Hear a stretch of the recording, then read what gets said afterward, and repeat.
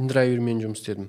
Ол кезде 100 теңге ана Audi A6, Gelenwagen, Toyota 200, Land Cruiser барлығына 100 теңге деп реклама жасады ғой басына шыққан кезде. Яндекс, бір күн мостта келе жатырмын, маған бір приора тоқтайды пробкада. Брат, не такси ма, Яндекс ұрып жүрсің ба? Жоқ, мен индрайвермен. Неге Яндекс ұрмайсың? Ол кезде әр заказың 1000 теңгеден. Егер білсеңіз, алып барасыз, жетпесе 1000 теңге қосып береді. Күнде 25-30 мың істеп жатырмыз. Қой, мен индрайверім жақсы. Мен біразға дейін индрайверде келдім. Ол кезде индрайверде жолаушы машина таңдайды деген жоқ еді. Процент деген жоқ еді. 50 теңгеге ма бір смен сатып алатын едік. Одан кейін көтеріліп 400 теңге болды. Смен сатып аласың да уақыты кетеді. Жоқ, 24 сағат еді ол кезде. Мен жұмыс істеп жүрген. Сол кезде Яндекстен индрайвер көп табатын еді.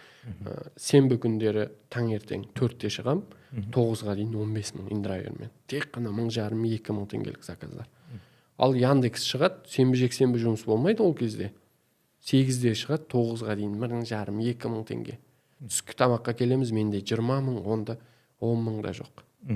И содан кейін индрайвер өзінің процентін ойластырды. Жолаушы машинаны таңдайсыз, сізге қандай машина ыңғайлы деп.